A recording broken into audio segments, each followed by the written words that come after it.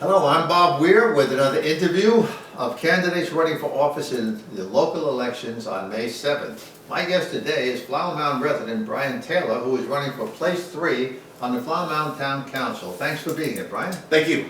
If you would please begin by telling our viewers something about your background, education, occupation, etc. Sure. Brian Taylor, been a resident of Flower Mound for almost 3 years.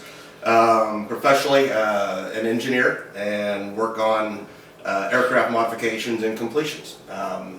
Been involved in local issues for the past few years, and I'm looking forward to being more involved, hopefully as an elected council member going forward.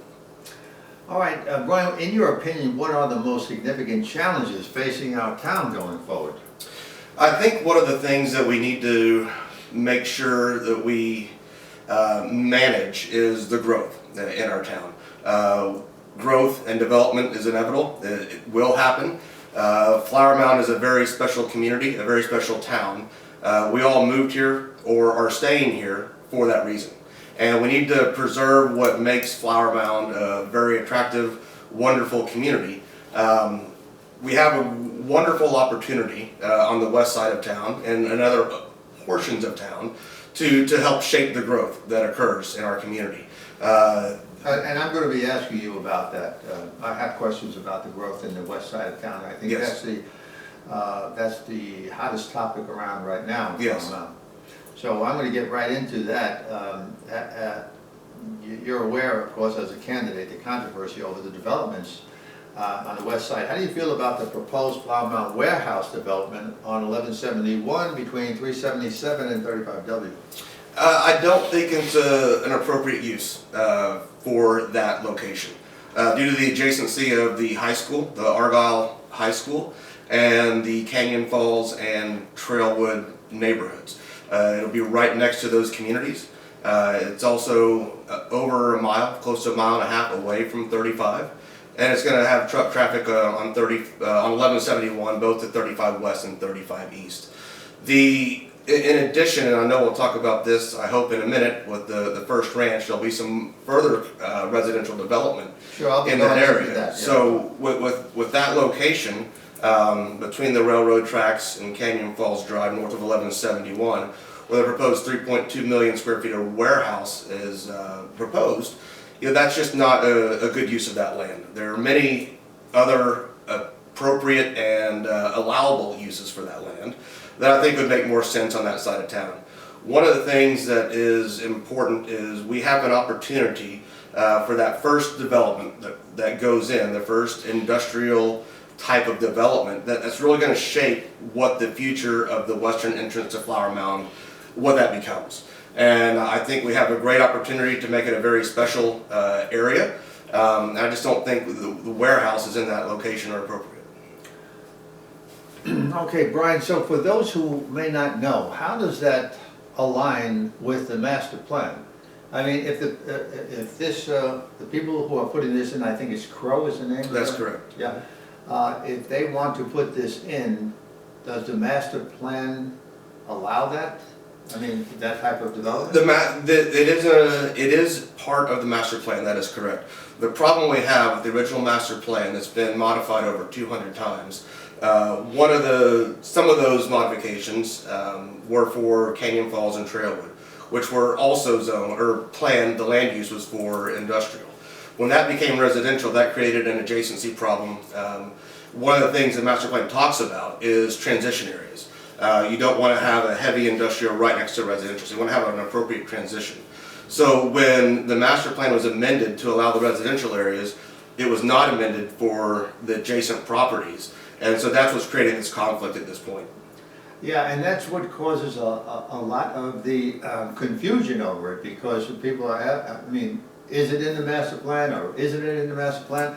And did the people who moved into, let's say, Canyon Falls area, were they apprised of what the possibilities were, if something like this was coming, do you think? So, for myself, I live in Canyon Falls. The builders don't advertise anything. I did research. I back up to a grain belt, so I wanted to understand what the potential developments would be in the future that would affect me.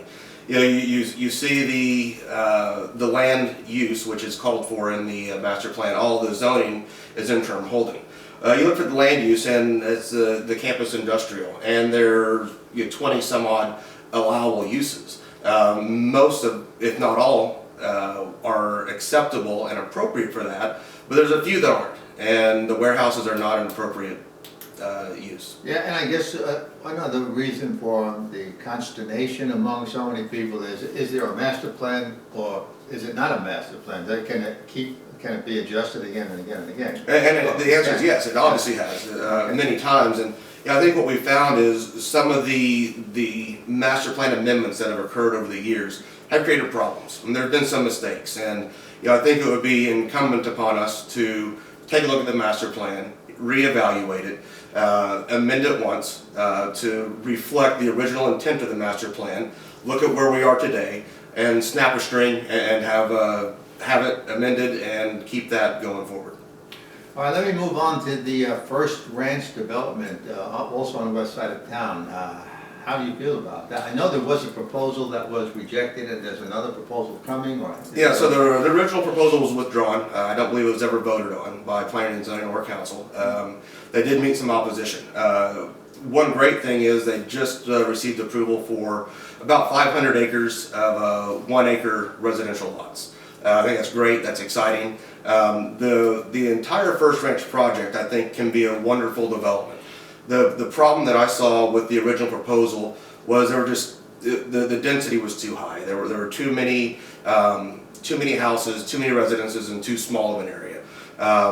It looks like the landowner and developer is going to work to make this something that we can all be proud of. I think having the mixed use, having some of the retail, having some of the amenities that will be associated with First Ranch will be fabulous. Of course, the hang up on many of these projects often comes up is the A word for apartments. Mm-hmm. So the First Ranch development, I don't remember how many apartments they originally had scheduled for it, and the numbers, of course, create more density. So. Mm-hmm.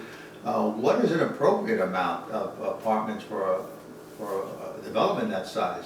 It's hard to put an exact number on it. With it being a mixed use zoning, they are entitled to apartments. Sure. So I think that's where you have to work with the developer, work with the town to find that right balance. You want to minimize the apartments as much as possible. It does create issues if you have too high of a density. It creates traffic issues and all sorts of other on the other complications. hand, these apartments are upscale. I mean, they're not cheap. No, they're very nice apartments, and Yeah. and I will never say no apartments. I do believe that we can't take that away from the mixed use that's currently been zoned. I do think we need to minimize that, make sure they are upscale, make sure they're nice, and fit within the overall design and tone of that community. And of course, the reason is the traffic congestion. People are always concerned about that, as they should be, So the density issue always comes back because we have, I guess it's a growing traffic problem in the area. Mm-hmm. Is there any way to fix that? I mean, some people say if you align the lights correctly, it might work better. Mm-hmm. But anybody's been on there, especially during rush hour, you see the long lines. I mean, they go on for miles. Sure. I mean, this is why people are concerned about increased density. Let me just ask you, what is the current tax rate in Plow Mound?